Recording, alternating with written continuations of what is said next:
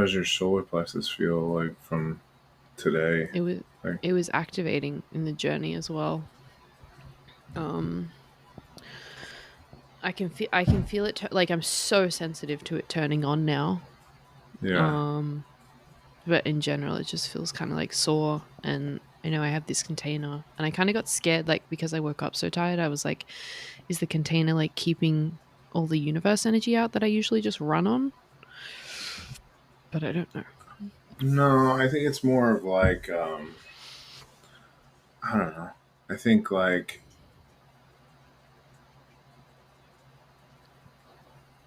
it's more of like a container. Yeah, I don't know. Like, I think it's more of like just like a protection container I agree. than like, you know, keeping stuff out. Because like the universal energy to me, or how I feel it, comes in through the crown. Mm. But that's me. Like, I don't know, you know? I feel like it comes in my back. Okay. It just comes in my back and then through all of me. Maybe. Yeah. I mean, everybody's different. Like, we all have different nervous systems, different energetic bodies. Mm. But I always feel like when things are flowing right, it's basically you're grounded into the physical reality through your lower chakras. You're energized from your upper chakras, and everything kind of meets in the middle. And your energetic field expands from your heart. Yeah, I got that part. Um, I know that conceptually, I've also just had experiences on acid where I'm like the whole back of me is like the rest of the universe, or the ether, and I'm like a Yeah. skin. I'm the skin between the ether and the physical, and like all of the universe just pours in through me into the physical through my Yeah. back. I think it's both. Yeah. I think it's both too. I mean, I think my experiences with like trance mediumship and holding space for people to go into trance, typically I feel them like kind of step in through your back Mm. and kind of press their energy through your body from the back in. Hmm. And I think I've talked to you about this in shamanism. They call it like your wind gates, which basically they believe like people go into trance states from like basically your shoulder blades. There's like an energetic entrance Hmm. for spirit. So that kind of resonates with your back being the place that you would get the energy from. Yeah, in terms of my research, because there was one time when I had a bunch of synchronicities just come up in one day about like channeling and being a channeler. And I had happened to click on a Bashar video where he was like explaining channeling, and he was like getting all these like um permissions, like what is it, confirmation, consent for things. And he was like, do you agree to this, do you agree to this, do you agree to this? And some of them I was like, yep, and some of them I was like, like one of them was like, that you won't be kind of like hesitant or embarrassed about what's going to come through, you just let go and let it come. And I was like I want to say yes, but I feel, self-conscious. um and then that night I slept, and I was like aware in the dream, and I was like in bed and body locked, like sleep paralysis kind of energy, like locked. I could not move. And then this squirrel came. And in Norse mythology, I didn't know this at the time, but mythology, the squirrel is like the messenger of Yggdrasil, the tree. And he's a little fuckboy too, like he's a little trickster. Because they all are in Norse mythology. And so a squirrel came up to me, and it was like nestling into my neck on the left side. Like it was like it was like curled up, but it felt kind of like, I don't know, skittish and aggro. Anyway, so it curls up in the side of my neck, and I felt like when something nuzzles into my neck, and you kind of like like energetically um react to it. But I was also in body lock, and then something in me was like, no, I want to pull this squirrel out of my neck. So I like used every fucking fiber of my being to get my arm to move, and like grabbed this squirrel, and I was like, I don't give a fuck if it bites me. And I yoinked it out of my neck. even though it was like it was fine, like it was just curling up and like sleeping or some shit.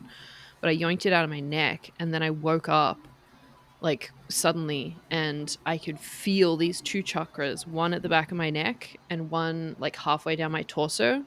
So the one at the back of the neck, I've since looked this up. I had no idea at the time. So I googled it, and the one at the back of the neck is called the Alta Major chakra, which is one of the channeling chakras, and the one halfway down the torso at the back is called the Haru chakra, and both of them together are supposedly the channeling chakras. So I yoinked this squirrel out of my fucking neck and woke up, and I could feel like palpably, viscerally, um, which I don't often feel. These two chakras like lit the fuck up, like they were buzzing at the back of my body. Um, and then I was like, I don't know, did I just clear the two, or did I like undo the channeling that was coming in? And I like was like, no, fuck this, and like fought it off. I don't know. Well, what do you But I feel? uh I truly, I don't know. I feel like I cleared out my neck or something, Well, if you at feel like least. it's like a trickster energy, like what, I didn't feel it you was know, a trickster energy, but it's it felt associated with. invasive. It felt Yeah. invasive. Yeah. Well, it's associated in the sense that like it's a messenger. Um, Yeah. so I felt like it was a messenger. Uh, what did I say just before that? You were talking about if you think it cleared out your chakras or you stopped something from happening. No, after that. Uh, I don't know, but then I haven't had anything like that since. Yeah. But it Do was you like want something like that to happen? yes. Oh, yeah. What I was thinking about was like the feeling of it, the invasiveness, like because since you and I started talking about my back and that being, like spirit getting your attention through that, I've had a couple of dreams where spirit's like pressing in, and it always feels really uncomfortable. Like my energy, and it's like my fascia and my muscle like tenses up in that area, but I also feel something like pushing in, and it does feel really uncomfortable and invasive, like as if someone's coming up to me and just like pressing their fingers into me. Yeah. Um, so yes, I want it, and also like I think there is just like a visceral reaction in me that kind of like fights it off because it feels so like twisting of my energy in a way. Yeah. Well, what do you think that means? Like, because, like, I feel like to me, in my personal experience, like teaching people as well as like doing my own trance, I Mm. find really the only way to like get better at trance is really just learning how to surrender.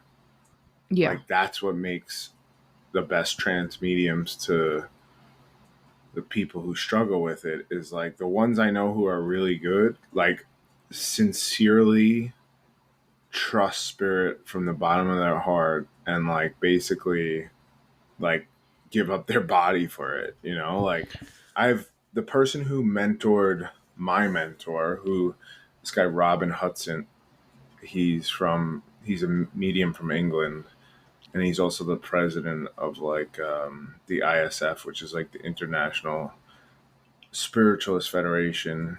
He did physical trans mediumship for like 40 years. Um, he has a great story about he was a colleague of his came to England to visit him, and he was talking to him about doing trance, and he picked him up from the airport, and he went into a trance state Mm. and drove the guy home talking as spirit, and like Mm. was basically did the whole drive home like not even looking at the road and like literally scaring the shit out of his colleague because he was like talking in different voices and stuff like that. Like that's how comfortable he is. Yeah.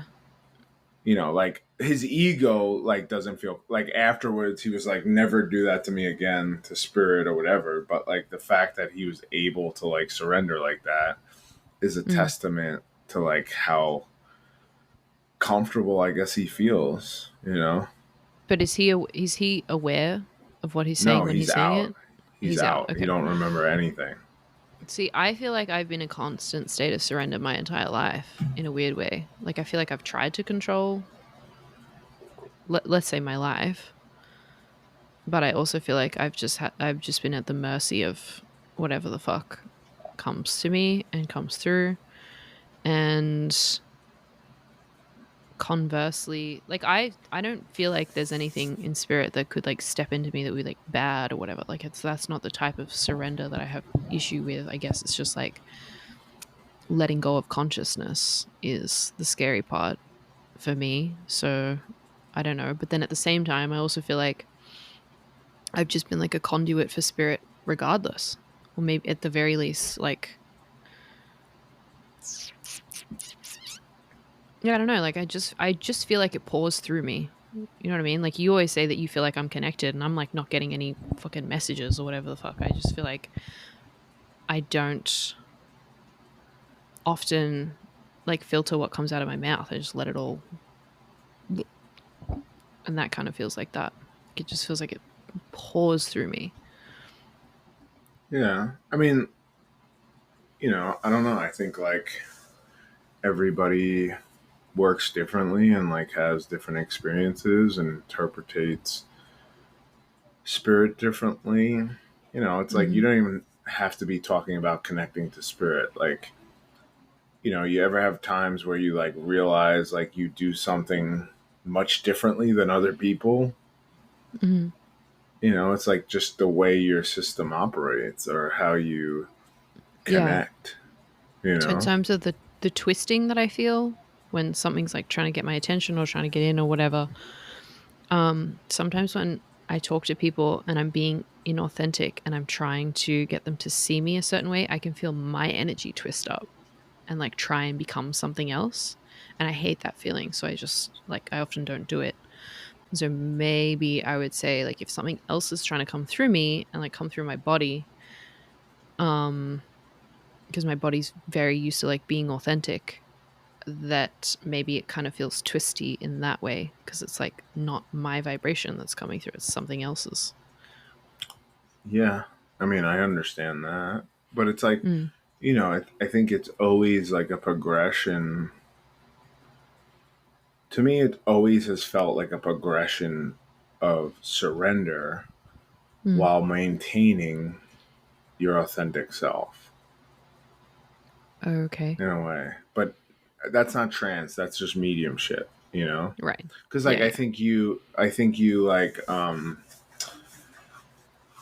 it's like anything. Like we've talked about the solar plexus open center. Like I remember like getting messages and crying while I'm getting the message because I'm feeling like I'm taking on the love that's coming through me or like the grief that's coming through me with like interacting with like people don't understand spirit communication is three parts communication. You're communicating with the spiritual realm, you're taking it in, you're having your own interpretation, and then you're giving it to somebody else, right? Yeah, you're the bridge. So yeah, so like there's three ways that it can be influenced. The Mm-hmm. person you're reading for can feel a certain way, the spirit could feel a certain way, and then you're having your own energetic ebb and flow throughout your day. So like, Mm-hmm. you know, you could say one word or see something as like a certain interpretation, and then like the person you're giving it to has their own projection onto your language that you're using. Yes. And the So it's symbols like, and whatever else. yeah, so like I usually kind of always tell people it's like I'm interpreting what they're saying. Like I might have my own spin on the interpretation, but Yeah. generally like the message usually comes through, That's you why I know? try and be like a clear channel in general. Not that I do a lot of mediumship, if at all, but I don't. I like have. I would seek to clear myself out so that I'm not tainting the message like so many Yeah, and channels that's clearly that's fucking really do. what you're supposed to do. Yeah. Is you're Like, supposed to be like an observer and just kind of interpret whatever's coming through, Yeah. like really you don't even have to interpret it, you're just kind of receiving it how Yeah. you receive it, like Yes. I noticed like little things where like when I teach a class, if it's more beginners, I'll do like group work where like they'll read me or a spirit that's coming through for me as a group, and you kind of like each person will like tap in and we'll go very general, like you start out like No, I know um because I've done one with you, and that's when Vincenzo came through. Remember? yeah, I don't remember the exact moment in this second, but I remember Vincenzo coming through to you. Mm. But the point I was going to make is like a lot of times I would work with like Abraham Lincoln, right? Mm. And he would come through for the group. And I noticed a lot of people would get JFK, like that would be their first Mm. thing, right? Mm-hmm. And I was like, why is that? And the truth is I think like everybody has like, if I say, all right, name a president, who's the first person that will come to mind for most people, especially in America. JFK was assassinated. He's a well Yeah. Yeah. liked president. So it's Yeah. like the collective energy sees, recognizes that it's like a president, but it's their symbolic representation of what a president is. Yeah. Makes sense. So it's like that they're just trying to get through the message that it's a president kind of. Mm. So like you're just feeling that and you're seeing it as what you symbolically view as a president. Mm-hmm. You know what I'm saying? So like a lot of times when things are coming through, they're trying to get the idea there. It's not always perfect in terms of like me and you having a dialogue with language. It's an Mm-hmm. energetic interpretation of what's coming through. So, do you feel like with our journeys that we just did, that there was deliberate, like because we did it together, that it was deliberately correlated, or do you feel like we could have Always, completely? Okay. always. It's always a group energy to me. I feel like if you're working in a group, it's for everybody. And it's interesting. So I could tie this into some stuff that I've been noticing, even with my own shadow work, Mm-hmm. is, I've been obsessed since working with you that this is all I think about. Um, and I had a chance to do some shadow work with somebody today at work Mm-hmm. and I've noticed everybody I've worked with, including you, Mm-hmm. has some sort of energetic boundary issue with their father. I feel it on the right No side doubt. solar plexus. Mm-hmm. And then I'm like, uh, well, duh. Like, that's my issue. Mm-hmm. And I just thought it was interesting because I worked with my wife today and I had a pretty interesting experience that I wanted to share with you that I thought you would think was cool. Mm-hmm. So we were working on energetic boundaries with her father, tying back to like the collective theme of like what I'm working on, and then the people I'm working with, it's reflecting back to me. Mm-hmm. So we're sitting on my front porch because so she's been trying to work through some energy for this new job that she's trying to get, and she got called back for like the final interview. And I was like, oh, it's a chance for you to like work through whatever you got to work through so you can get this job next week. So I'm like, when I come home today, I'll work on it with you if you want. So we were like working on it and basically tracing back some of her issues to like her dad's like alcoholism and like, um, you know, energetically like feeling it and like wanting space and wanting to like isolate from it, which is another theme of mine as well. But Mm-hmm. so we're working and I got her back into like her emotions and like feeling like a specific like event when she was a kid where her father did something related to his alcoholism, and like Mhm. she was feeling like the sadness of like feeling like all the stuff going on with him and like not knowing how to deal with it. And I'm like trying to like get her to like connect to her child self and like Mhm. give that child love. And I could feel like she was kind of like intellectualizing it and thinking about it because I could feel her energy in her head. And I was like Mhm. trying to help her like drop into her body more. I even put like my hand on her shoulder to try to like help her open some of her energy and stuff like that. And while that's happening, like my kids are in the house, some are outside in the back, and they're like arguing and like whatever, and they're just like trying, they're being distracting. She's obviously trying to like sit in it, and they're like fighting. Mhm. So I'm like, you stay here, sit here, like try to sit into it, try to feel it, close your eyes, whatever. So I go inside and I'm like dealing with my kids, and I come outside and she's on the porch and she's hugging like this 2 year old girl crying, Mhm. right? And so my neighbor's daughter just happened to come walk outside, and my wife said she walks up the stairs, the steps to my porch, and just asked my wife to, if she could give her a hug. Mhm. And then she just like sat there with my wife for like 2 minutes and like hugged her. And Symbolic. I'm like, that's such a crazy like manifestation. It's so did your wife get the emotion out in the end? Yes, she Mm. did. She started crying, started Oh, like she was she was crying crying. too. Yep, yep, yep. Yeah, so she's Yeah, literally healed. Like I've had experiences like that, except obviously not a literal kid walking up to me, but my own younger self, like walking up to me and wanting a hug, and me, I'm just like hugging air, yeah. I was like, that was crying. crazy. Yeah.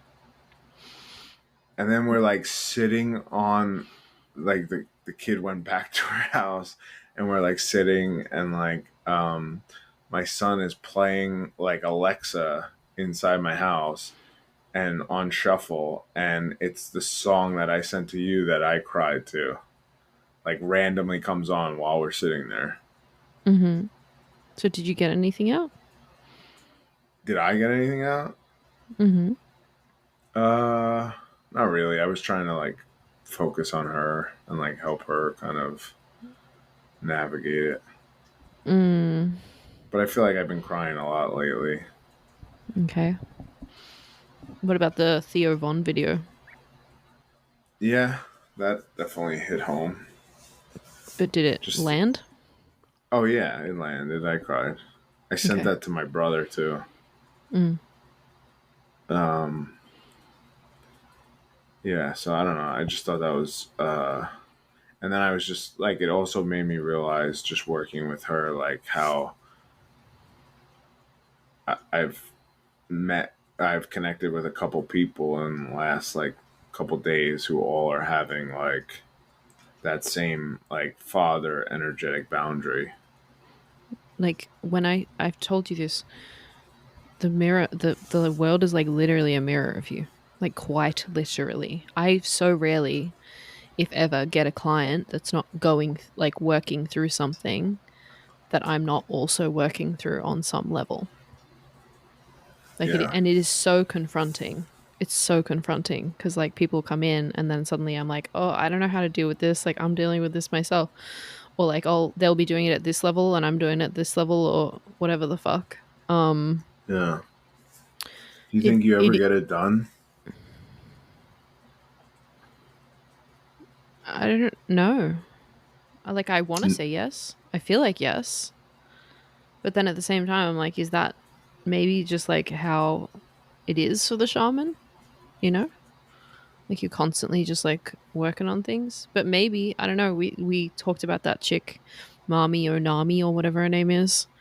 Yeah, Um, and she said something like, you know. while you're not, like, before a certain point you like deal with people who are like dealing with the same stuff that you are, and then you like cross a certain threshold and then you're just like dealing with everyone, or I don't know for sure.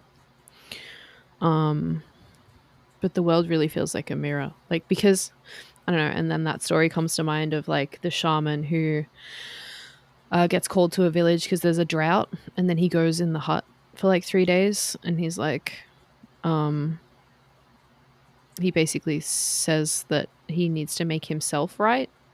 And so he goes in the hut for 3 days, makes himself right, and then suddenly it's raining and everyone's celebrating. And then he like moves on to the next thing.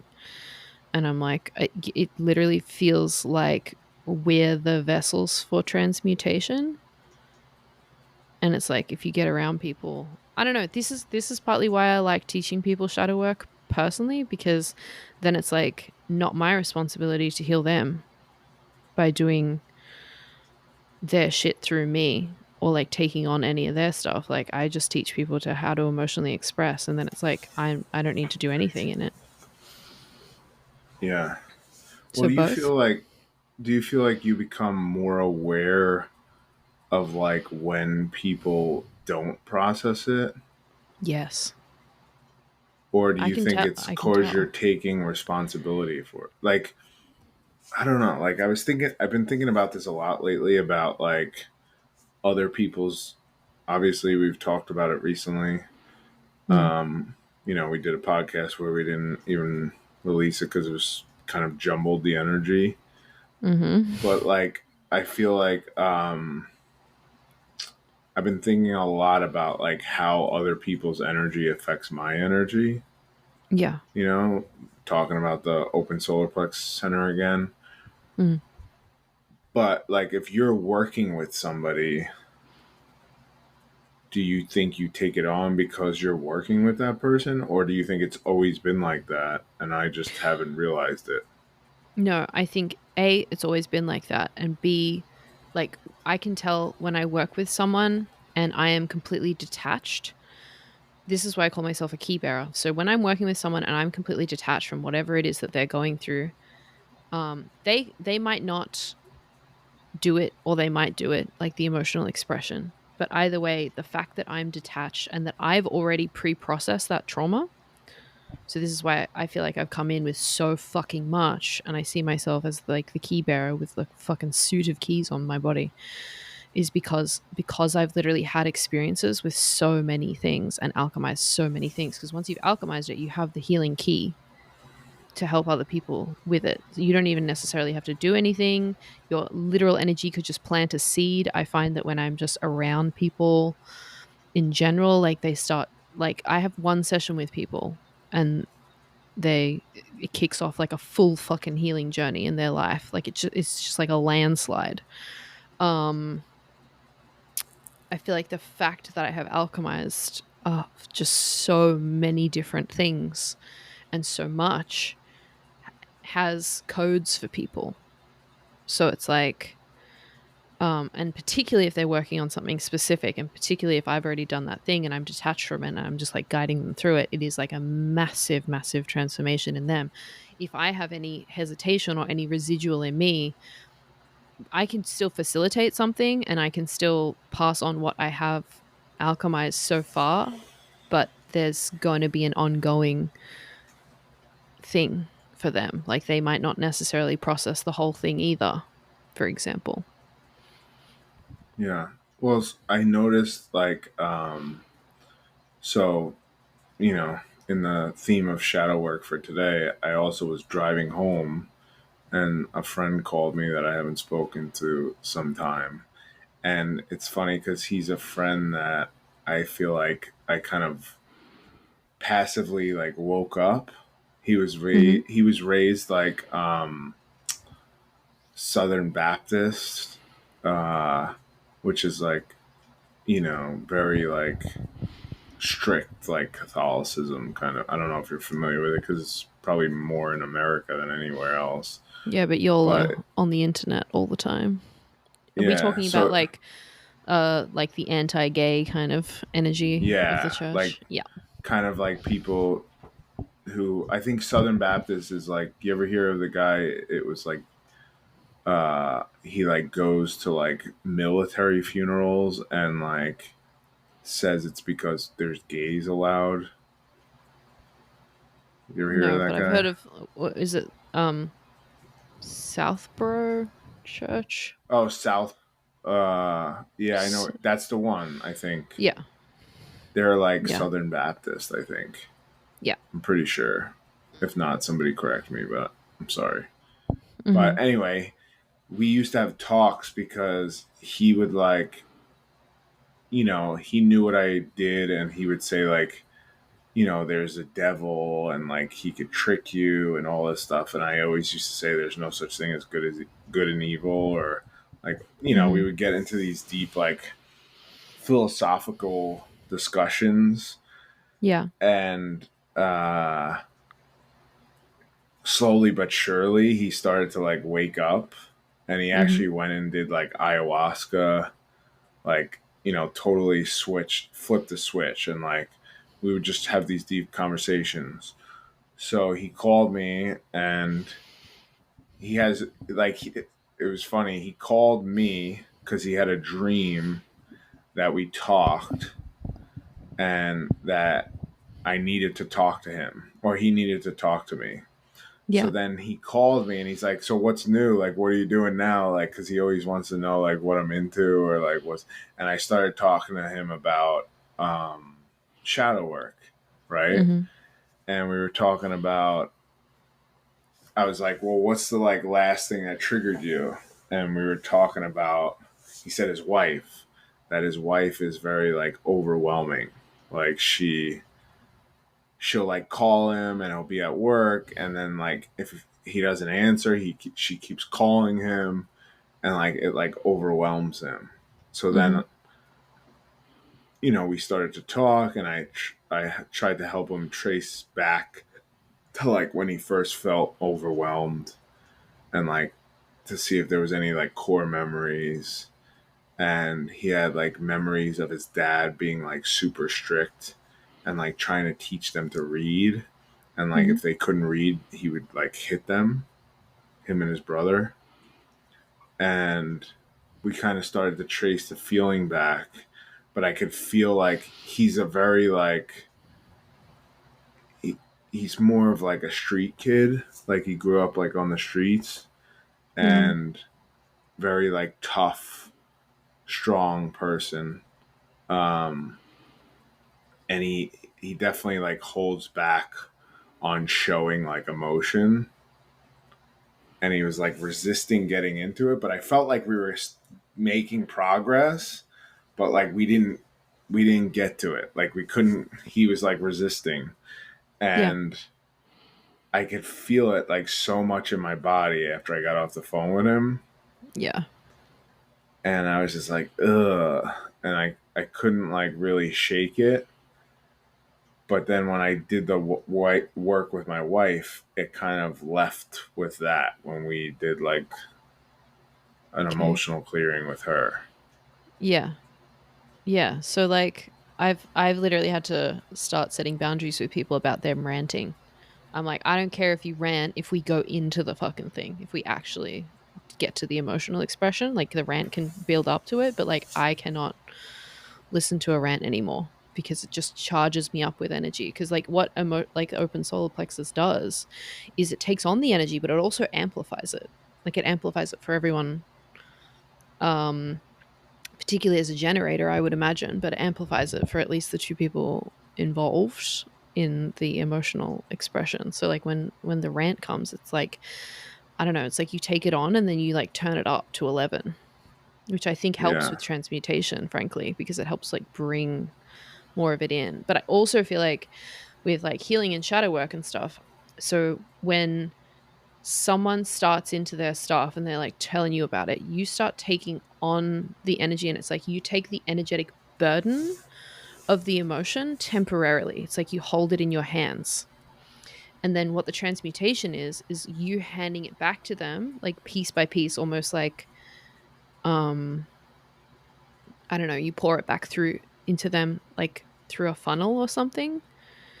Uh and then they express it and they alchemize it. So it's like you take on the burden of like the whole weight of the thing so that they can feel light enough to like start expressing it, and then you kind of just like dueler it back through so it's not like such a big fucking thing for them. Um but if then like so a lot of people will come to you, come to your door, DMs, whatever the fuck, emotion dump, and then be like, okay, thanks, bye, and then peace the fuck out. And then you're just like left holding the emotion. So you either have to stop them at the start and, you know, explain that you got to actually fucking express this. This is what, like, at the start of when you and I started working together, especially, I had to get you to like give consent to feeling the emotion and give Yeah.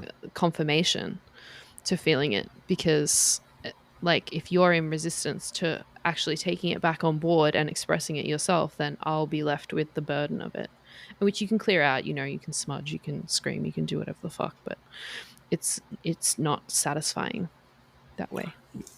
No, for sure. And like I feel like I definitely am more aware of that. That's why now if anybody tries to trauma dump, I just go directly to like shadow work. Like, Yeah, why are you, you know, like, this is all a reflection of you. Like, there's yeah, no story. You're creating the story. yeah. Like, because I feel like there are friends who I, you know, want to be supportive with too. So, like, I don't want to just like shut people totally off. Like, I want to be able to support people if they need it, Mm, but I want them to like do the work. Like, I yeah, don't want to be bingo. stuck feeling that. Well, this is my whole thing, right? Like we've talked about my expectations of people and the fact that they need to be progressing and transmuting, and it's like I don't need that if no one ever brings emotion to my door, if no one ever brings like an emotion dump to my door. But if someone brings an emotion dump to my door, you better believe that we're going into that fucking darkness, because otherwise I'll do this like once or twice with you and then that's it. Like I'll just never like pick it up again. Yeah. It's like it's such a an energetic burden to just come up to someone and just like dump all your shit and then be like, thanks, I feel better, but not actually have expressed it because they're just like holding all your shit now. Yeah. So, I'm sure most people listening to us, maybe not, are a little familiar with like human design, right? Hmm. Like me and you are, you're a mana generator. I'm a No, I'm a generator. generator. We're both pure Oh, are you? generators. Hmm. I'm not Oh, men for some reason I thought you were man gen. gen. Interesting. That's probably why it amplifies so much because usually I connect to like projectors. Hmm. What do you think the difference is in addressing like projectors to like working with somebody who's a generator, managen? Like, do you feel like there's a difference when you're helping like a projector? Express emotionally? Yeah. No. The difference I feel is like in the like if I'm with a group of people, I can tell who's a projector because it's like they can't have the group conversation. They'll just be talking with one person. They can't like do the big energy. You know, they'll start to focus in on one person or something. Um, but in terms of like emotional expression, we're all humans at the end of the day. Like every fucking time someone wants to do an emotional expression a different way, I'm like, okay, prove me wrong. I'm so open to it, but we all just need to cry. Um, And scream. yeah, and scream and all the other things. Like we just need to be human and express our emotions the way that our bodies are built to express them. What I have noticed, because my ex is a manifester, and like two of my channels are projected, and I definitely feel like he can resist. Like it doesn't matter how much I bear down on him or trigger or whatever the fuck. Like he's got that container of he needs to choose it at the end of the day. Like very much so. Whereas I feel like with other people, not that I do this, but I feel like it is possible for me to kind of like force it to happen. Um, which I don't think feels comfortable.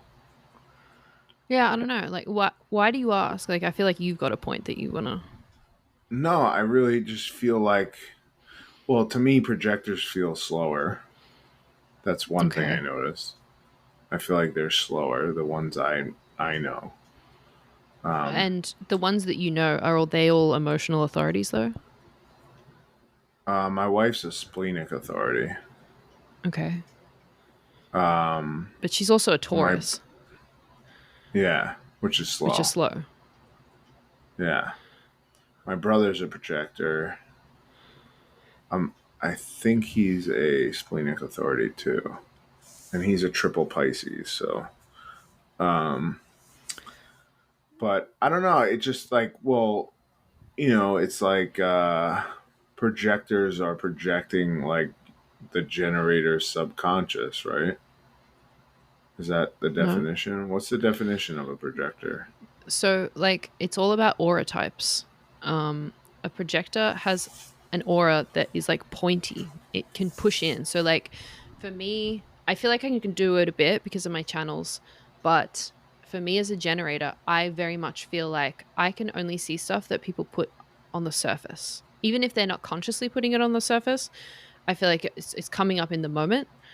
And I feel like a projector can like push in and just rip shit out of you that you're not even like dealing with in that moment or want to work on. Um, so like let's all just thank Christ that I'm not an actual projector. Um, Yeah, and then generators and man gens, like generators definitely have this big floaty aura, like we're just like a big cloud.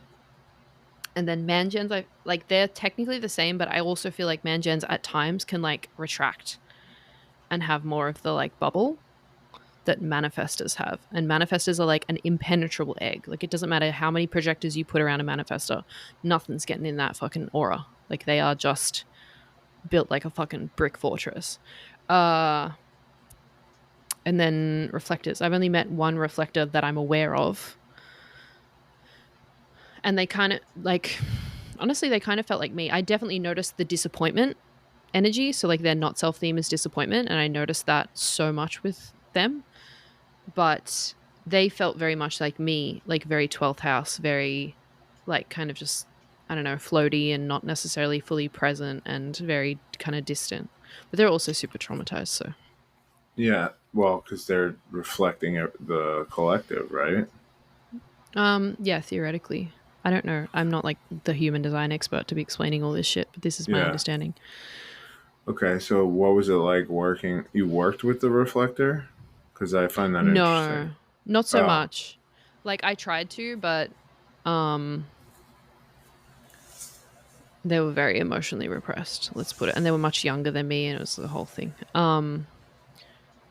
Working well, like my main friend, my main other friend at the moment is a projector and I don't feel their energy is like slow though. yeah, Like they're very like fast energy, like ADHD kind of energy. That being said, you and I run at shadow work. Like fucking sprint at it. And I feel like other people need like respite from it, yeah, yeah. you That was know? actually a conversation I was having with my wife about how she, it just feels like a lot to her.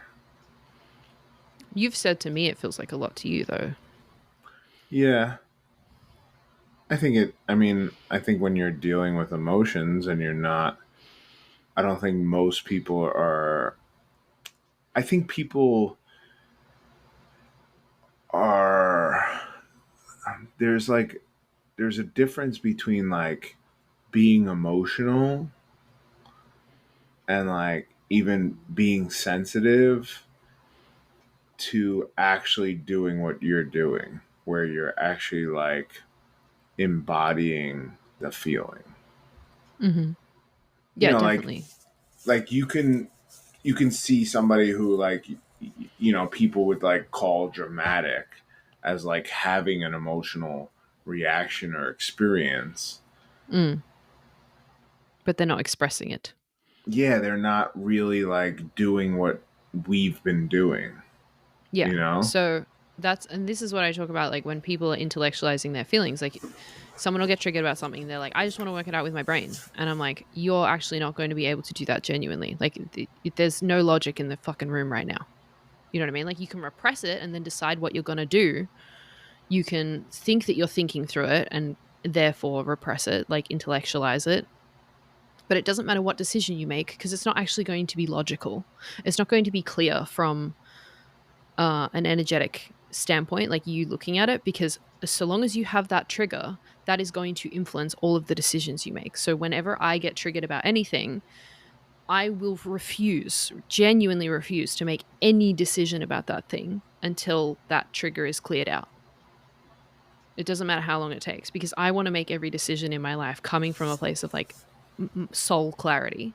And now I can feel, I'm so sensitive to when I am being influenced and making decisions out of shadow reactions and triggers and emotional repression because it doesn't feel clear that I should make that choice. It feels dramatic, or it feels fearful, or it feels repressed, or it feels whatever the fuck, but it doesn't feel clear and it doesn't feel like in full alignment with myself. So when people are having these reactions, it's I see it as like something's coming through from the ether, like through their crown and all their body. But if they're not, I don't know, understanding it, or like observing the fact that they're emotional, understanding where it's coming from emotionally, like it's like connecting these layers of self. It's connecting the emotions to the mind to the body. That is the emotional expression fully. Otherwise, they're affected by it and it's tumultuous and they're going through it. Like their body's reacting. They're, I don't know, in a fear response or whatever the fuck. Their mind is reacting because they're like racing about everything. Their emotional body is reactive and feeling it and in the shit. And obviously their belief is activated as well. But none of it's like actually connecting. Yeah. So it's like making them aware of all of it and then making them feel safe enough to express it as well is like the art of it. Well, that's see that to me, like even I've been doing this with you for a couple months and like kind of sneaking it in sessions with clients and like people around me, and Mm. like I realize like how many people aren't really connected to their emotional body. Like they can't even like they can understand intellectually like what something feels like, but they have to like it's like this disconnect. I almost like feel like the people can't get lower than their neck in their Yeah. emotional body. Yeah. It's like the energy's like in their face, in their head.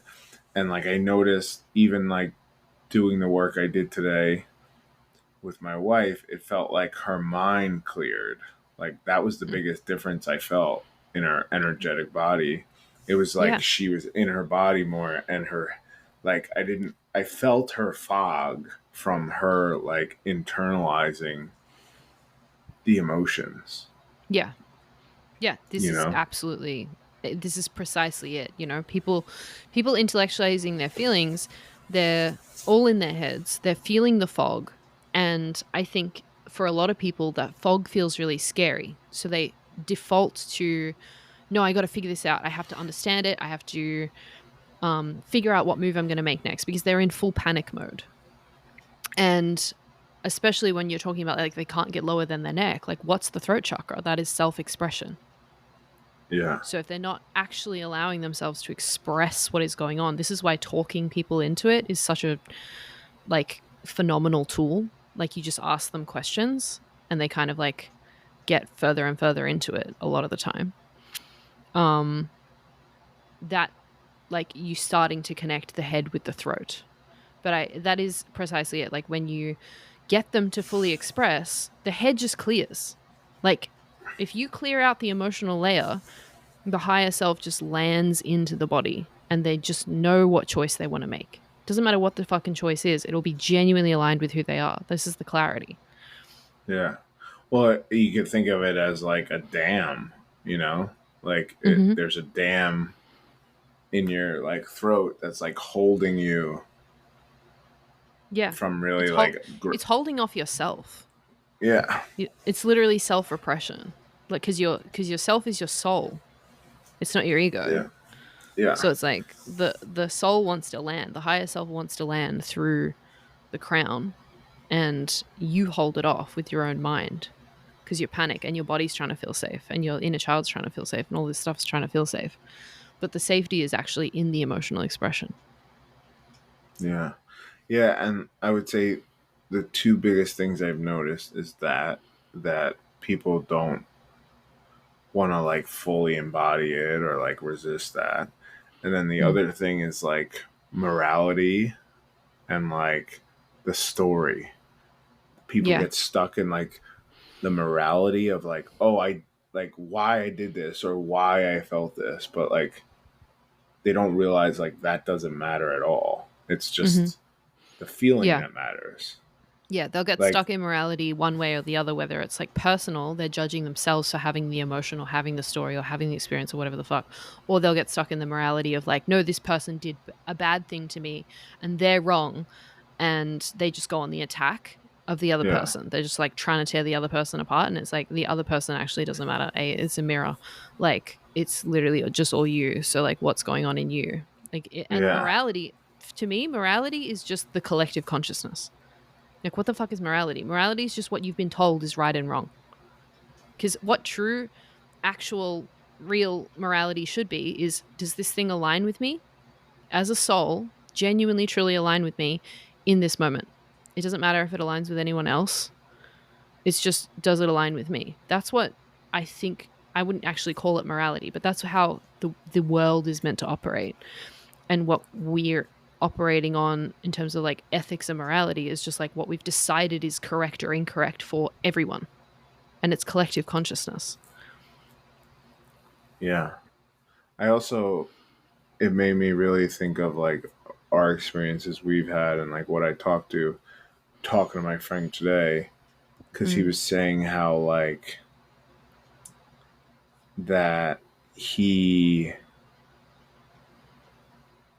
didn't want to like change his childhood because his suffering is what made him the man he is today. Yeah. And I feel like that's definitely a theme amongst men that like we have to have it hard or it has to we're like taught that you have to be like tough that like and I was trying to explain to him like regardless of like who it made you become the child version of yourself still felt things Hmm. or still suffered and that's where the feelings coming through. It's Yeah. not about if it helped you in the end. It's about what you had to suffer as a child. It's funny because we've literally had this conversation in relation to I you. know. Like I you were like, know. no, I really feel like this like made me who I am, and I'm like, it doesn't matter. It I literally doesn't know. matter, Pete. Well, Like, I try to learn fast. yeah, you do, and you do learn fast. Yeah, I didn't even. I was gonna hesitate even telling you that because I'm like, this is exactly what we kind of work through. Because I even told him, I said, the funny thing was, is like the first reaction I ever had was that I was like mad at my inner child because Mm. I was like, oh, you could have He been needs to be tougher. Like, stronger. Yeah. Yeah, you yeah, 4-year-old, you should have stood up to both your insane psychotic parents. Yeah, for sure. yeah. And I was like, I said to him, I'm like, how fucked up is that? I was like mad at my inner child because I thought like he could have been stronger. He could have told all my cousins to go fuck themselves and like all this stuff instead of like even then Mm. like realizing like no, like that's not what needed to happen. Yeah. But you had all this ancestral trauma tying to it. Like it was just layers upon layers of trauma, you know? Yeah. But I mean like who doesn't? Like we all have something, right? Have you met Yeah. anybody who doesn't? Who doesn't have something? No. And every You time someone have? tells me that they no, like, we're talking about trauma, right? Yeah. You yeah, so like every single time someone tells me, "Oh, no, no, no," there's like I know heaps of people that don't have like fuck tons of trauma from their family.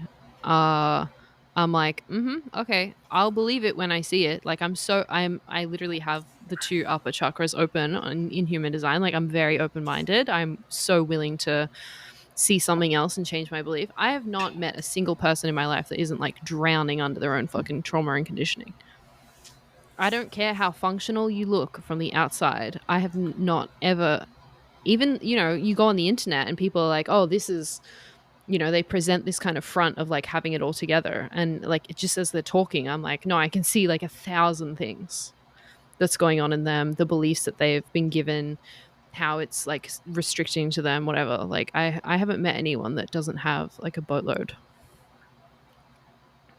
Yeah, because I've had people actually talk to me about this and say like, "Oh, I don't think I have any trauma," and I'm just like, I don't S- know. Denial. Yeah.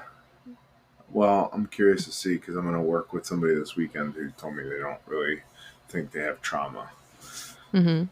But I'm like, I know that somebody in your immediate family had a substance abuse problem, so I'm willing to guess that there's some sort of family trauma. Yeah, people who have substance abuse problems are like really in the shit. Like it Yeah, just doesn't.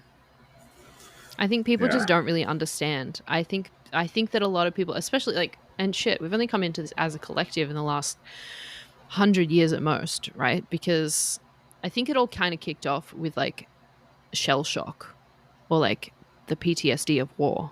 And then we all kind of went, oh, okay, so you can have experiences happen to you that affect you and your ability to like function in the world and X, Y, and Z. And then for a while, we all kind of went, okay, so you can have these experiences and have had things affect you, but, and we're talking from a very like Western in denial of emotions perspective, by the way.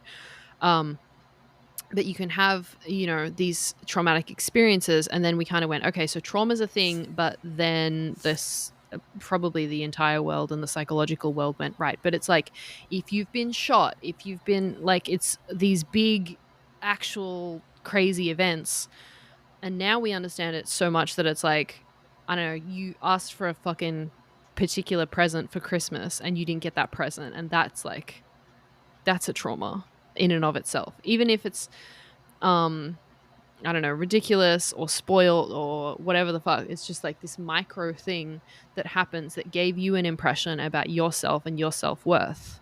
That's technically a trauma. You know what I mean? Or like, I don't know, I think all trauma is just negative belief that's been handed to you, but um everything can be. It's like anything that makes you react or programmed in a way that isn't authentic to yourself in that moment because you're being self-protective or X, Y, and Z. So I genuinely think everyone's got something. There are people with Well, it's lessering really degrees of just the it. emotional. Yeah, it's just the emotional reaction, Yeah. basically, right? I mean, the That emotional was a reaction yeah. That comes from didn't the sound. belief. Yeah. The belief comes from the trauma. The trauma comes from the belief. So we were talking about this last episode. Everything is here and now. You have beliefs about yourself. You create the past from the present.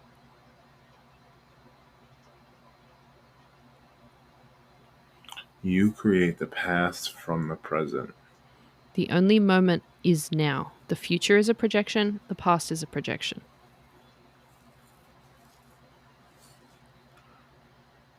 Yeah. So the trauma is just a negative belief that you have that you create retroactively a memory to attribute to it because it feels safer to feel then than it does now. So, let me. I want to reference something because I feel like this kind of connects. So I made like a YouTube video um, about feeling safe. You know, like Mm-hmm. I don't remember what I said. Do you remember what I said? Because I feel like you remember stuff. I said something I don't think about I'm like on YouTube. um I don't watch your YouTube. or no, TikTok, but then I put it on YouTube. Okay. Basically, I think it was a video saying that like I think some people, including myself, choose stability Oh because yeah. of how they felt as a kid. Let me see if I can play Uh it. yes, I absolutely agree. But go ahead and play it. How many people feel like they play it safe in life because of the lack of stability they felt growing up? Right? Okay. So I put videos up on TikTok and then I put them on YouTube sometimes if I randomly, whatever. I've put up videos from like my shamanic journey, blah, blah, blah. I've never really gotten comments or anything. I put that Mm-hmm. video up and I got a first time I got like a real comment and somebody wrote, how many people spend too much time blaming childhood crap for the excuse of an adult they are today? That's aggressive and Yeah. telling of Yeah. themselves. Yeah. So I wrote back, I'm not really sure why that bothers you so much. I think everyone who is searching for deeper understanding of themselves is trying to become a better person. Yeah. How did it make you feel? I just thought it was interesting that like that obviously triggered somebody. Mm-hmm. Like I thought about writing back like maybe you should have more compassion for your childhood self, but I felt like that was kind of like The pot trying to calling the trigger kettle them. black. Oh. Yeah. Well, that too, but like, well, now I have the realization, right? Yeah. Like, I didn't have Yeah. that realization. I don't think I really even Uh-huh. thought of my childhood self, No. honestly. Like, I didn't think about it like how you've put it to me, you know? Like, obviously, like, you know, if you're doing any of this like spiritual work, I'm sure like you'll come across like inner child healing and stuff like that. But not till I really worked with you did I realize like it's almost like a lost aspect of myself. Yeah.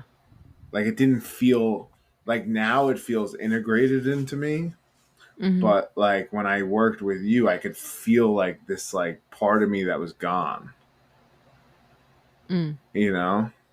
And I always I find it interesting because I was talking to somebody about like my son Joey who's 4, right? He's still like that innocent kid. Like he's Mm-hmm. not necessarily like conditioned or programmed. Like I was telling somebody, like I literally like he just like goes by the moment.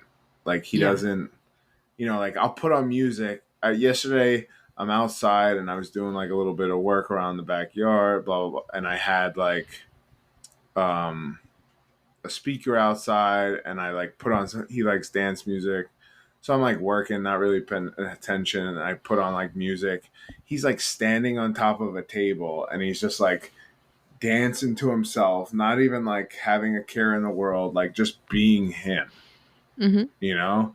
And then like even when it comes to like, you know, maybe more negative emotions, say like one of my other kids is like bothering or something, like he just like has the reaction, like he gets angry and he reacts, like it's not like he's just like the pure form, you know? Yeah.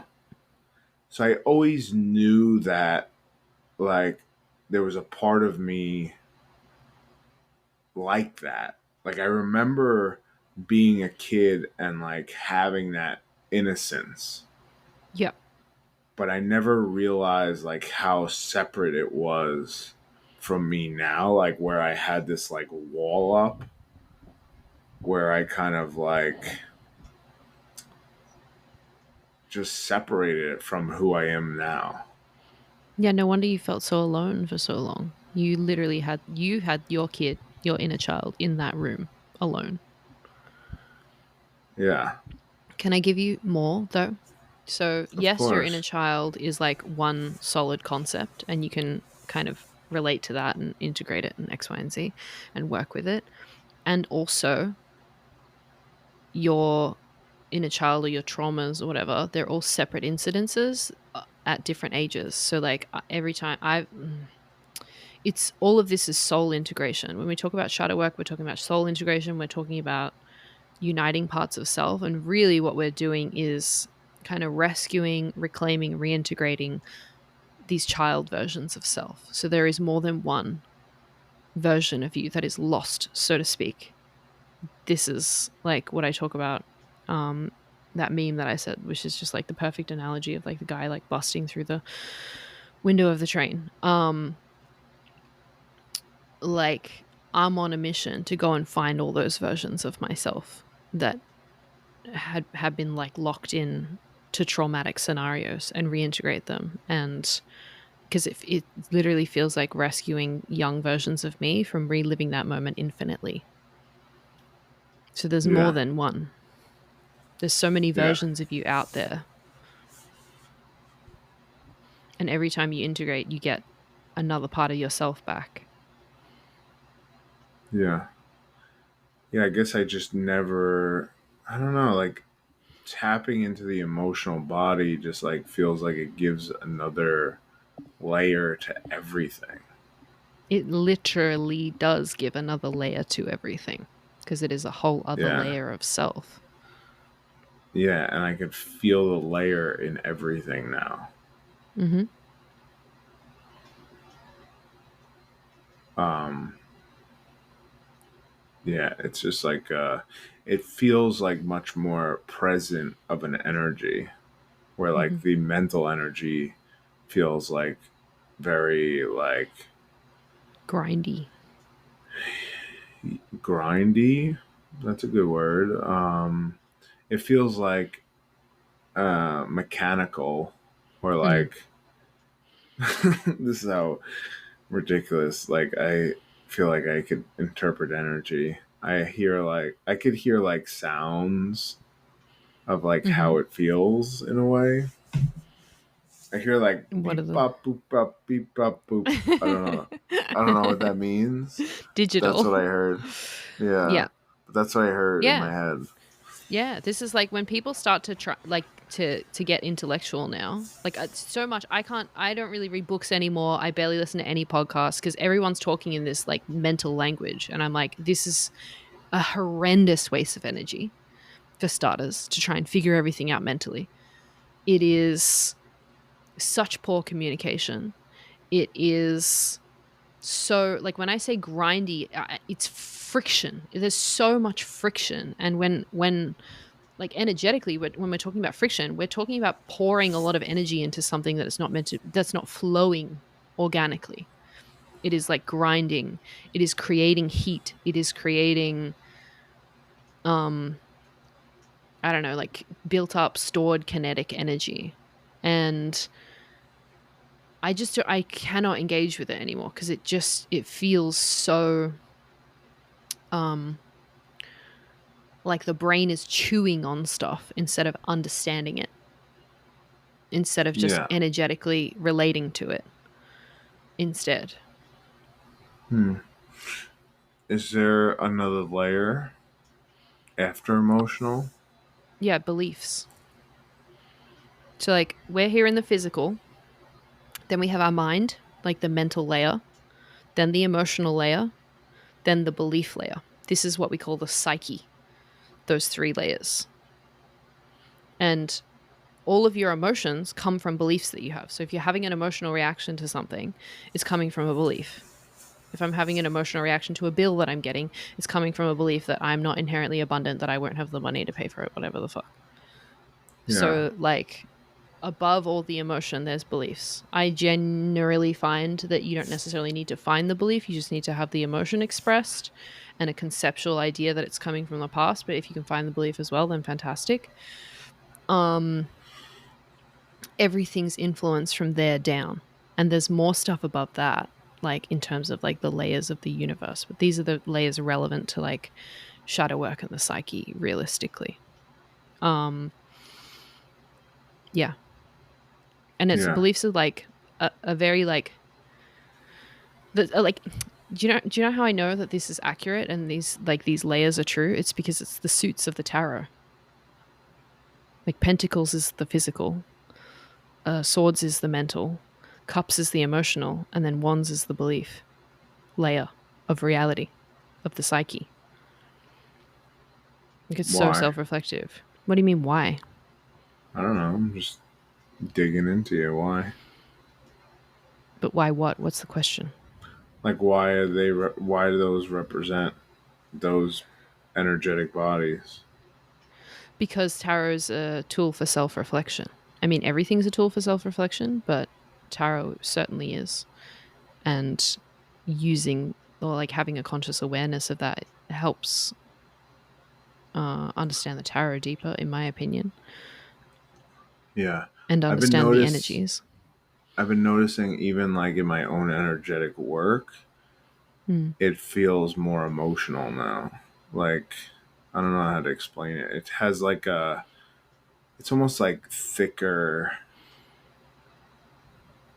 like mist. Like if you're I don't know.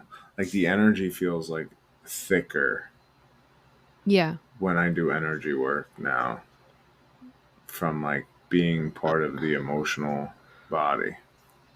because you're interacting with a greater and more general, I don't know, layer of the universe, I guess, and far more potent energetically. Like so much of our manifestation comes from the emotional body.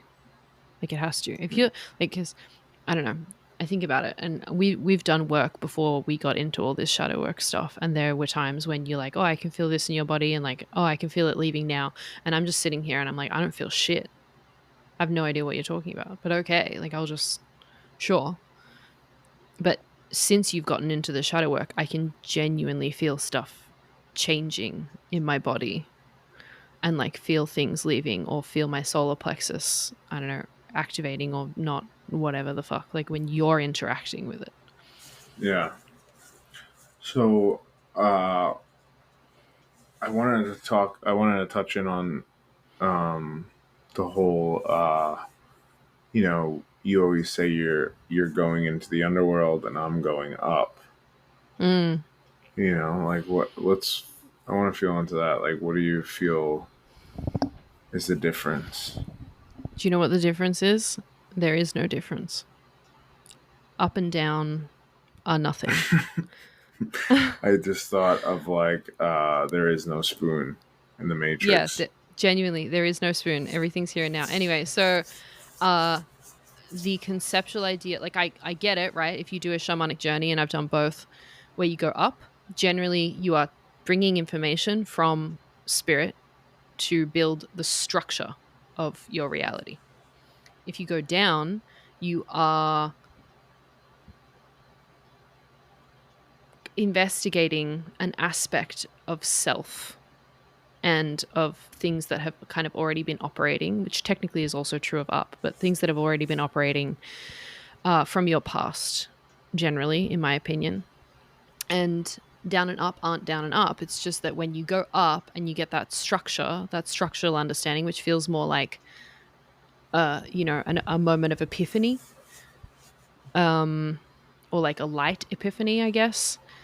You're just going up into beliefs, higher beliefs, energetically, universally, and bringing some of that in. When you go down, quote unquote, you're going up into your negative beliefs and the darker understanding and bringing some of that in to your conscious awareness.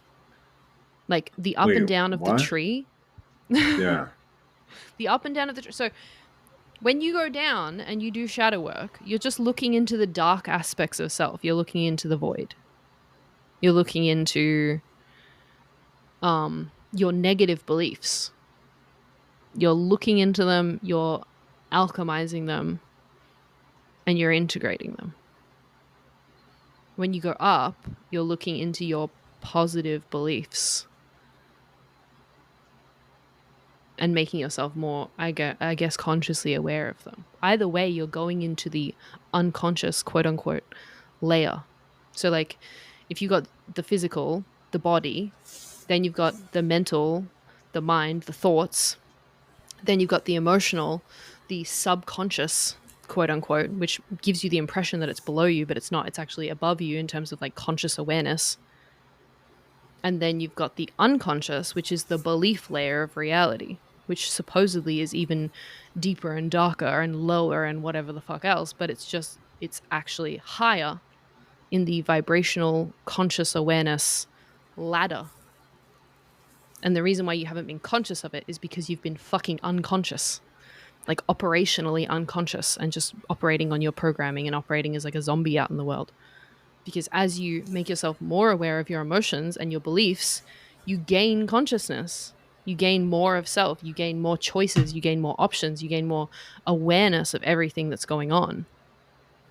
So it's That's not interesting. below at all. It's making me think of like the tree of life, the Yes, Kabbalah tree of life, and then the the Qlippoth. yeah. Wow, Mm-hmm. look at you, huh? Mm-hmm. I feel like a lot of people don't know about that. I What's your woke up understanding from of the that? Kabbalah. I don't, honestly, I never really fully got the Kabbalah. Like, I understand it conceptually. I interrelate it with like the shamanic journeys up and down in the trees, the branches and the roots. I feel like when people are schizophrenic, they have a lot of branches and not a lot of fucking roots.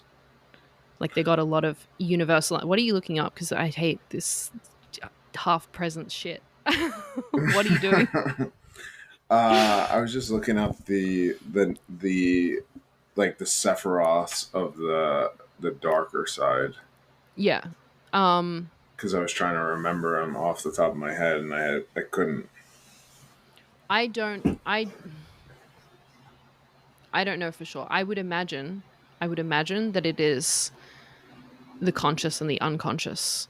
Like, this one is functional, this one is dysfunctional, but I don't fully get it, and I never ended up buying any of the books on the Clipoff that I wanted to buy, and I probably wouldn't have fucking read them anyway because I'm lazy. Yeah, well, it's interesting because the cosmic weaver or the I don't like calling her spider goddess because I feel like she's above goddess, Okay. but she's associated with that Okay. energy of like working in the unconscious or the like Kabbalah to me always seemed like such gibberish no matter how much I read about it. Yeah, me too. I feel like people like are obsessed with it and it's like not that great of a system. Yeah, it doesn't feel. Maybe it was back when it was originated because it's very, very, very, very old. And the thing is, as the collective consciousness changes, all of the systems that we use change as well, and they can become inelegant ultimately. That Yeah. being said, I don't Well, really fully understand it. If someone explained it to me, I might gain a conscious understanding. But every time I've looked into it, I'm just like, it's not. Something's like not landing. Something's not clicking. yeah, it doesn't flow. It feels very like too rigid, Yep. and like reality doesn't feel like that to me. That's why I think I have always resisted it. Like see like to me like a spider web is much more like symbolic because it's like you have all these different avenues and you can like get stuck in things and like whatever. But like the Kabbalah, from whenever I've always read it, it's like, all right, it's almost like following the yellow brick road to get to the Wizard of Oz. It's like this is the Mm. pathway you have to go. Yeah. You know, and even when they talk of like jumping steps or stuff, it's like you can only jump this way. It's like Mm-hmm. Yeah. it feels like chess or like Yeah. checkers. Like you can't jump in this box. You have to go this way. And it's like I don't believe that because I feel like everybody is like a unique expression that can manifest in certain ways. Like, why do you have to fill in this? Like, why do you have to fit in this box? But do you feel like that's uh like I described the psyche earlier? That feels elegant to me. That feels like it's non-specific, it's not about rules, it's just about like the layers of consciousness Yeah, realistically. And you yeah, can jump around. And they interact with each other differently. yeah. Because it's like, to me, it's almost like, I don't know. I kind of see it as like we are just like this like machine that kind of reflects itself, and you like your whole reality is really just reflective of yourself. Like the whole Kabbalah thing feels like a process. I don't know. I Well, have to work on this.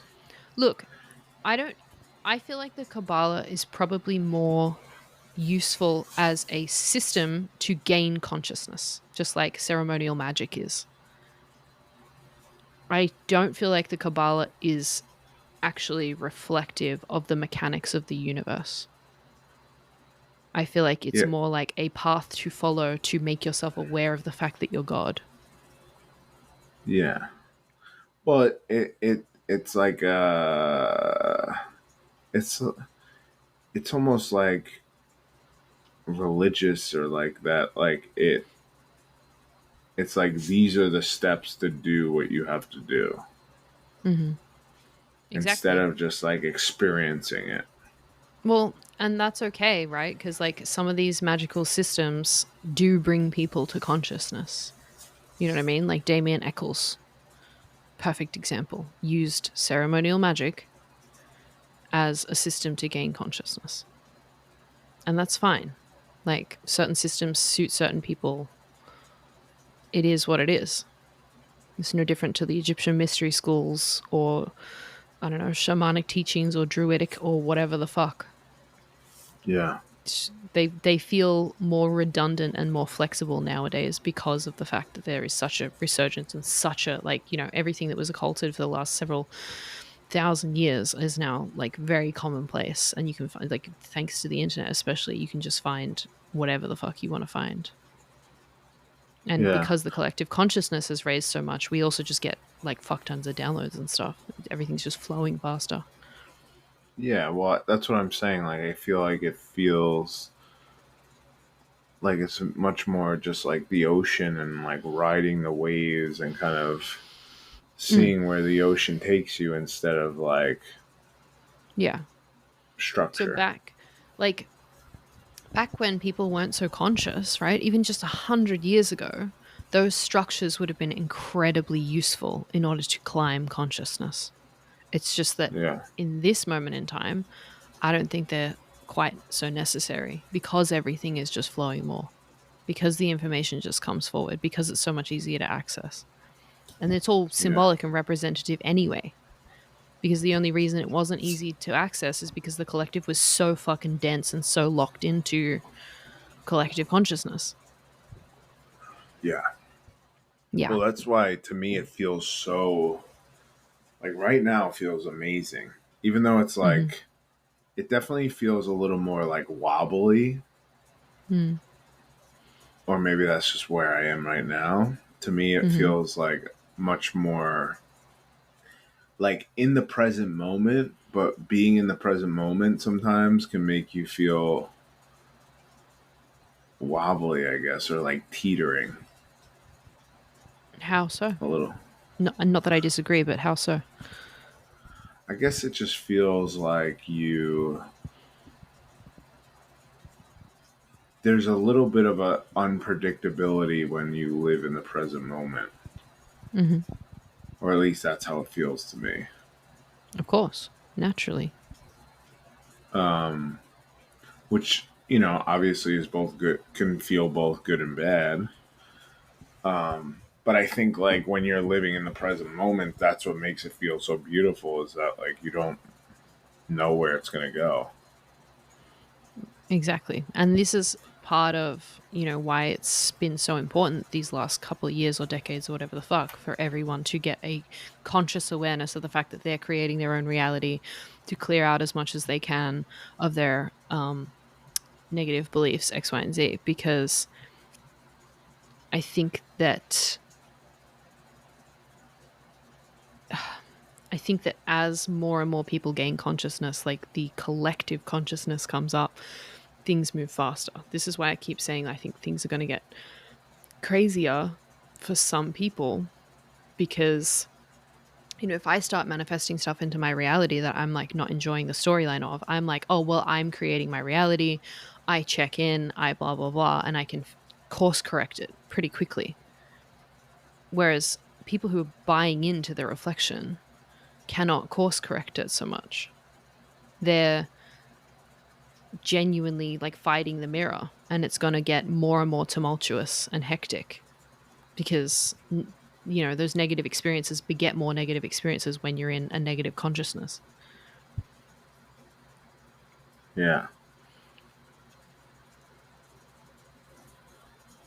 So you're, but like, even I always thought of like, what came to my mind was like protection, like energetic protection. Like people always would like get super obsessed with like, oh, if I'm going to do a ritual, I have to be protected. But Mm. like my belief was always like, the only thing that's going to come after you is like your own shadow. So like if But you're aware, what? both of those things are true. So, like, let me put it to you like this. When you do one of these rituals, right? Say the Yeah, energetic protection, you do the LBRP. Suddenly you go, oh, I'm protected. Everything's safe. And this is just going to work. So you're doing something that symbolizes the fact that you don't have anything to worry about, and therefore you don't worry. If you do the yeah, ritual and there's nothing to kind of symbolize that permission slip for you, then yeah, maybe as you're doing it, you're thinking, oh, but what will this work? What if something bad happens? How's this going to manifest? Blah, blah, blah, blah, blah. And then suddenly you're charging your ritual with all the uncertainty or the negative belief systems or whatever the fuck. And then you bring it in. yeah, yeah. But the point I was actually making was more about like that the more you learn to like navigate your shadow, Mm-hmm. the more you'll actually be safe in a hectic world Correct. because you're addressing your trauma instead of having to like manifest it into your reality. Yeah, that's my whole point. Like I don't really do any rituals whatsoever. Like I'll do them sporadically, I'll do them in the moment if it feels right. But I don't do any kind of ritualistic X, Y, and Z, whatever, because I feel like I consciously control my reality. And I feel like and that's the path of all of these magic schools anyway. Like they talk about it in ceremonial magic. They're like, we'll give you the tools to start off with. Like you literally use a physical wand and you use this and that and the next thing. But the goal of the path is to not need any of the tools and to just do Yeah. everything with your mind. And they say it to all these initiates and everyone's like, whoa, you could just like do magic with your mind. But it's like the reality is that you understand that you don't need any of the symbolism because you're just picking and choosing your reality. Yeah. Yeah, well, I did a ritual this morning that I haven't done in a long time. I don't know why. I just felt like I saw the book and I was like, oh, I used to do this a lot, which is Mm-hmm. it's called the Shem operation. It's basically calling in the 72 angels or the I know. 72 names of God. Mm. I know you know, but I'm explaining Okay. it to people who might be listening to us. Okay, like even the LBR, we're not all magical ritual snobs. Okay, I what's wouldn't the call myself a LBR? magic snub. LBRB, lesser banishing Yeah. ritual, the pentagram, supposedly to Okay. just create a, a, a it's like the circle of protection in witchcraft. Yeah. What is it? What Mm. is it for? Basically. Um, to give yourself permission to believe that that nothing bad's going to happen by you doing the magic, or that nothing creepy or external is going to come. It depends on the person. At the end of the day, in my opinion. What does that mean? Why? Why does it depend on the person? Because if you're someone who believes that there's like negative entities out to get you or that could come in and like interfere, then it's going to be really good for that because you're like, I'm in a circle of protection and everything's great. No worries. If you're someone that believes the LBRP is like something that clears out and protects you energetically, then that's going to be great for that. Like it's everything's wibbly wobbly. Everything's just permission slips. What are you giggling at? Um, I just love it because I think you're like a little triggered by like people's needs of like needing these things. What do you mean need you're the one who was triggered by it. I was just explaining why they were perfectly valid. I wasn't. What am I triggered by? What do you mean? You were saying I don't get it when people are obsessed with energetic protection, and I was like, I understand why people use these rituals to quote unquote protect themselves because they need the permission slip. Did I say that? Yes. Good thing this is recorded. All right. I thought I. Okay, whatever. So anyway, I did the. I think people are obsessed with energetic protection rituals. Did I It's talk like like that? something like that. Yeah. You get like the Okay. passion in your voice when you get triggered about shit. Okay. So the Shem operation I did. It's basically calling in the 72 angels or names of God. Um, and I did it today. It felt different than it usually did, Mm-hmm. but it made me realize like how I really don't need to do these things anymore. Um, but it did make me feel a little more clear and a little more like balanced. Um, Okay, do yeah, me a I don't favor. know. Do me a favor. Yeah, Right now in this moment, think to yourself yeah. and like send to your spirit guides, clear out my energy and bring me to balance.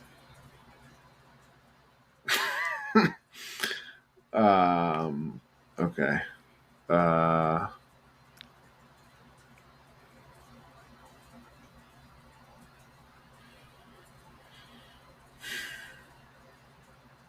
they said no. Why? No, I'm just kidding. Yeah, I mean, I feel it. Like I know, I This is know. yeah, like I don't use ritual anymore because I'm just like, okay, I've decided. Like that time, literally the time I was like dying. I was dying emotionally. I felt so fucked. And I'm lying on my bed and I'm like, I've been like this for days. And then I was just like, yeah, okay, I'm done fucking with demons. And like energy just peeled off of me. You don't need Yeah, you don't like if you like the ritual or if you want the permission slip, if you feel like you need the permission slip, great. I have no judgment for it. But like you can do everything yourself, ultimately. You can do everything simply. yeah. I agree with you. I think sometimes it just It's feels more good fun. to like do Mm. process. Well, you're Plus, I you're like someone who loves ritual and repetition and yeah, dedication and hard work and blah blah blah. And I have an Aquarius 6th house, so I'm just like fuck all of that. yeah. Plus, I dress up as a wizard when I do it. Do you? I have a special hat and Do you a actually? wand. No, Do you I'm kidding. actually? No, I but I have a could totally wand. see myself doing that. Do you? Yeah. Do I have a wand or I've shown Yeah. you?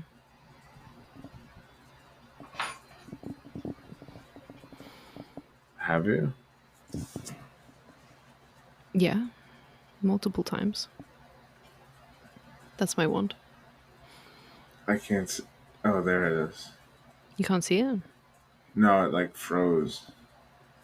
That's cool looking. Is that a railroad spike? No, it's called a marlin spike, and it's used by sailors to like knot and unknot rope. It was my grandmother's. She used to use it That's to cool. open like tins of food. I Anyway, like it. yeah, I don't think I could see you dressing up like a wizard, honestly. I mean, like you would do it like for shits and giggles. You would do it to like trigger people, or you would do it to like have fun. But I don't see you actually putting a fucking wizard's robe on every day to do ritual and taking it Well, seriously. a great book that I have. that anybody who's interested in like magic ritual it's called Modern Magic. It's like a big ass Oh yeah, I've got one. book, I've got it. and and it has like so many different, goes into every like angle from a dagger, wands. It has a lot of really great rituals in there for just like overall practice. Hmm. If that's something you're interested in, somebody recommended it to me a long time ago, and I bought it, and I still read it once in a while.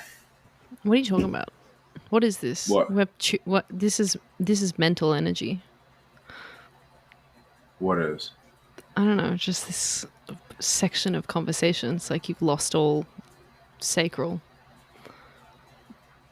No. Why? Okay. I can feel it. I just feel like people like some people are not where we're at. So I think like you said, like I think some of these things help people get to where they don't need anything, Ugh. you know? Yeah, but what's this what? What? I don't know. What's I'm your sure we're point? gonna attract people who like wanna learn what we've Oh, learned. No? okay. Sure. Why? They Why can does that Google bother stuff. you? I don't it's like it's just breaking the conversation. Like you go into like explaining mode and I'm like, where what is this? I don't even know what the topic is currently. I don't know. I think I'm getting tired. Yeah, that's what I said. Yeah. Well, you said I'm losing my sacral. I still Yeah, feel my like sacral activated though talking to you. you just yeah, well. uh it's you go into like mental mode. That's all. How come there's no women? How come we don't know? How come there's no recorded women having enlightenment?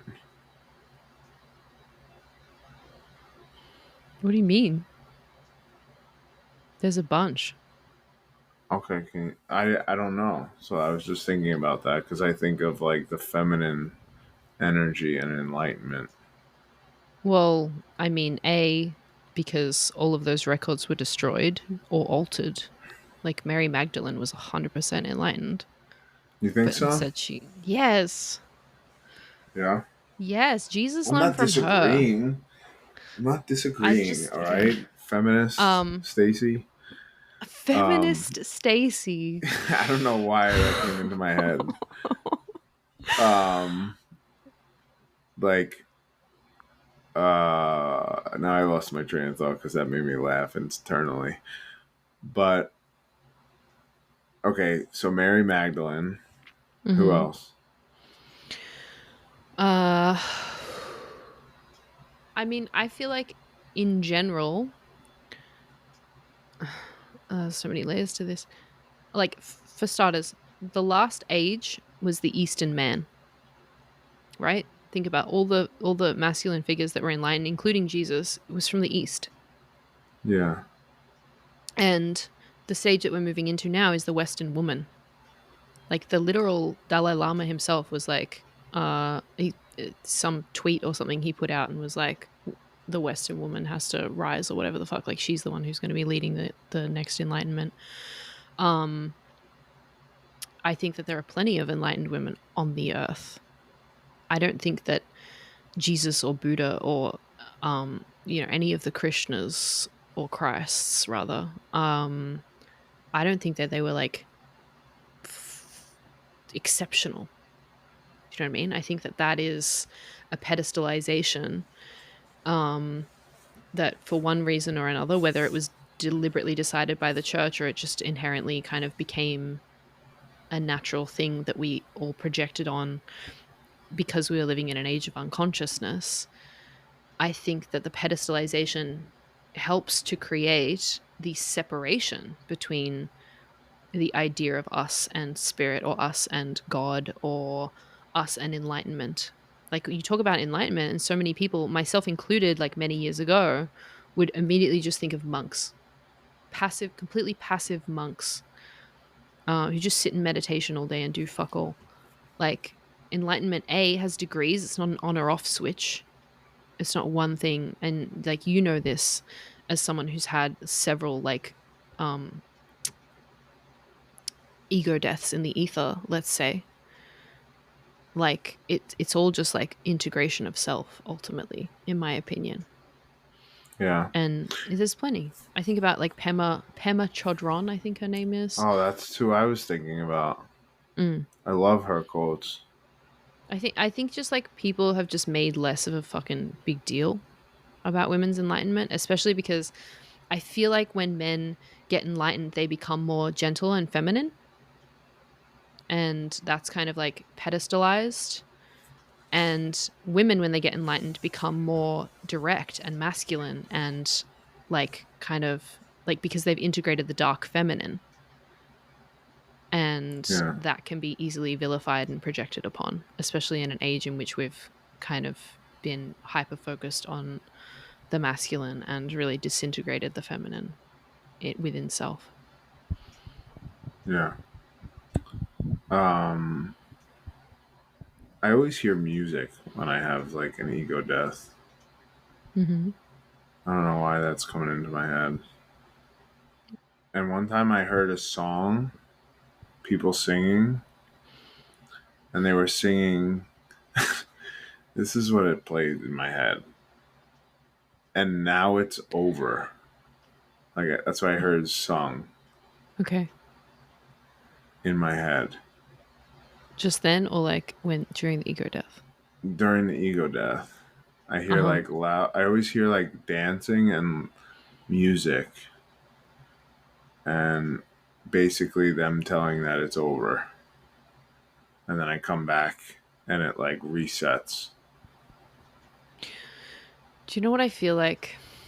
Because I think that the universe resets itself, quote unquote, billions of times a second. I think we are constantly in a state of death and constantly in a state of transformation and constantly between one thing and the other thing. I don't think that there is one, like, that's so linear. That's just such a linear way of thinking about it that there's like this moment, whatever the fuck. These ego deaths are our conscious awareness at greater and greater levels of that moment of like the switch between the two things, the end and the start of the universe, the alpha and omega. I think that's what it is. And like it like the greater that you experience the ego death, the higher up, quote unquote, the level of consciousness that you have in that moment of death, so to speak. Like right Yeah. between now and now, I've had like a billion deaths. My sense of self can change inherently in any of those moments. And Yeah. it's when I decide that it's kind of more final or feel more confident stepping into one that I prefer is one that kind of hits more in a conscious linear time sense. Yeah. The whole time you were talking, I was just saying to myself, like, and now, and now. And I Mm-hmm. died again. And I died Mm-hmm. again. That's all Exactly. that just kept playing in my head. Mm-hmm. And I've had the experience of like feeling like in the ego death, it's like, quantum immortality, like there's a part of us that is dead in this moment, Mm-hmm. and there's a part of us that's alive, and then there's a part of us that's both. Yeah. 101 and everything between. Yeah.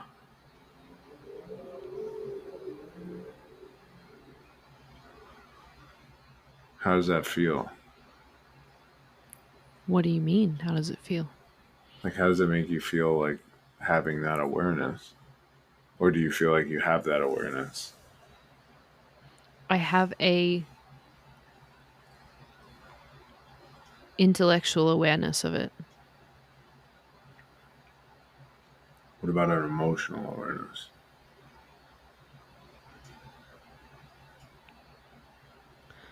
Historically, it has made me feel kind of like afraid and also helpless because I'm like, oh, I could just choose to be anything at any given moment. but my nervous system doesn't feel necessarily safe to just be whoever the fuck. Uh, I guess the helplessness comes because when I kind of tap into that awareness, um, nothing necessarily changes in the way that I want it to change. You know what I mean?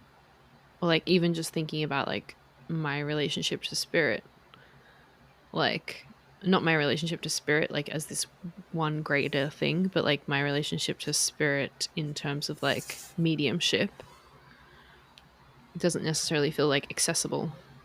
Yeah.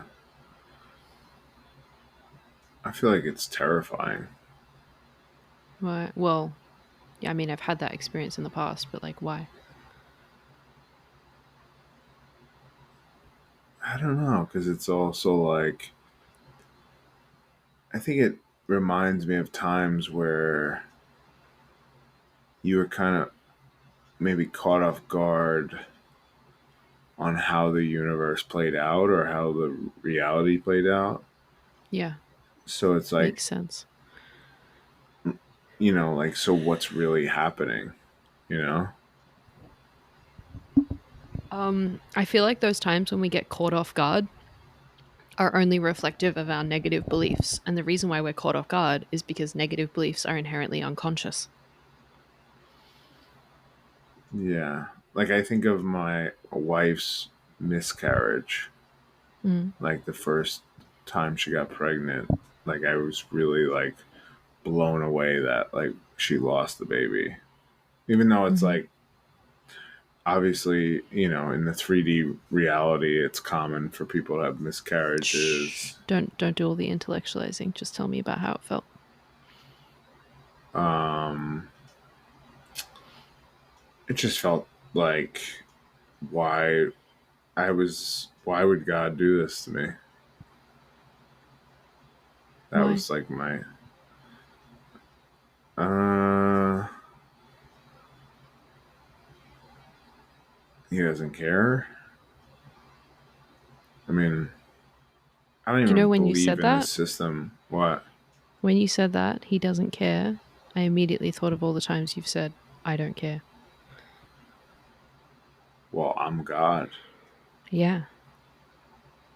And you were dismissing your emotions. Yeah, So maybe a part of you wasn't ready to have that kid and not damage them emotionally. totally. Like hindsight, totally. We were not ready at that time, Mm-hmm. but it still hurts. Yeah. And I definitely didn't deal with my emotions connected to that because I was more worried about how my wife felt. Okay. And how do you feel about it now? I'm okay with it now. I actually had like kind of like spiritual experience intervention with that whole experience where I had like a breakdown cry. It was through mediumship, actually. I was giving a reading to a guy who lost a child. And like through working with him, I tapped into the emotions that I was holding on to from my own experience, Mm-hmm. which helped me like kind of release it. But how do I feel about it now? I don't really have a reaction to it. And yet it came up when you thought about the unpredictability of the universe. Yeah, because it still happened It's still happening. right about now Yeah. and now. And now. Sorry, I had to make that joke. Um, It wasn't a yeah. joke though. What do you mean? I mean, It it's made me literally happening laugh. now. Time's not Yeah, linear. It's I still know. happening. And if you still have an emotional attachment to it, which I feel like you do, then some part of you is still in that. Or some part of you is stuck in an even version, like even earlier version of yourself that it resonated with, to that moment where you didn't get what you wanted and something was Yeah. taken away from you? What does it feel like in your childhood? Hmm. I don't know, but I have a weird neck pain happening on my Okay. left side. I Okay. feel like like right here. Mm-hmm. Um, That's where I pulled the squirrel from. Wait a second. Do I have a squirrel in my neck? No. Um, yeah, I don't. I'm not. I don't feel like I. I just saw my uncle in my head. Interesting. Yeah, not really getting why, or I'm not really getting like an emotional reaction.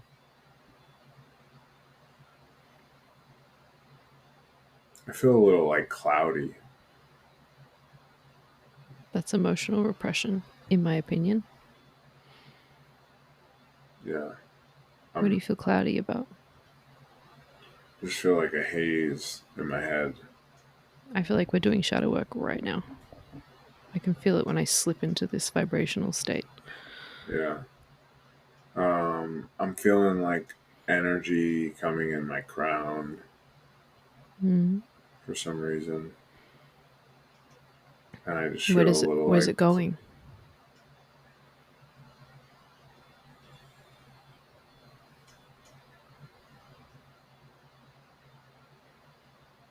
I feel like it's at my neck and shoulders. Uh huh.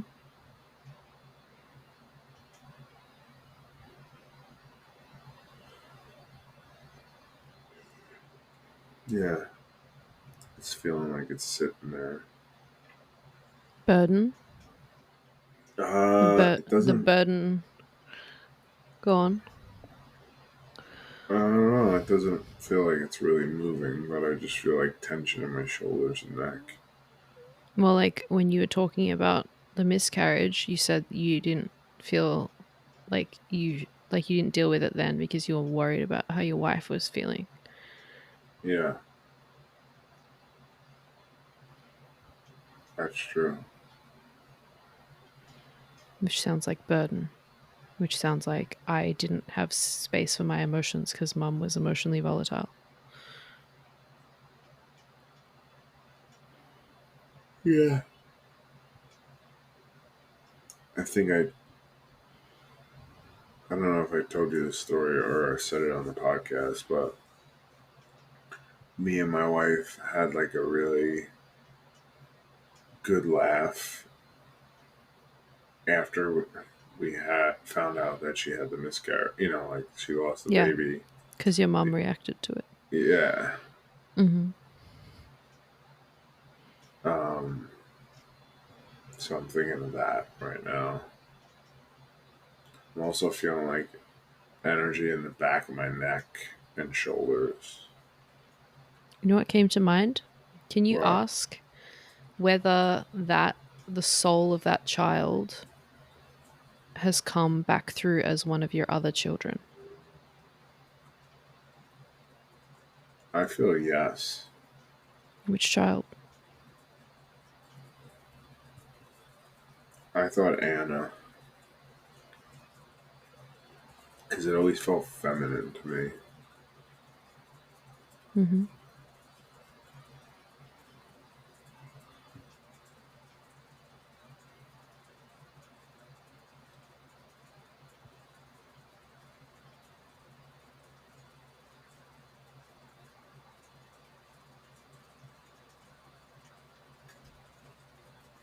And I'm just like, I don't know. I get like a story. I'm seeing Okay. a boat, but it's in the desert. And there's all these boats around it, like different boats, but they're all like abandoned in this Yeah. desert. Yeah. That's so when you said that it was Anna, I was like, yeah, this makes complete and total sense. Like I've channeled like I feel like she's such a like key kind of point in your life, which I mean all kids should be, but in the sense that she has like a lot of emotional burden, like her north node's conjunct to her moon. There's something about her emotions, and like back then you were not like at all ready, let alone now. You were barely ready for like how big her emotions were and how much she needed that container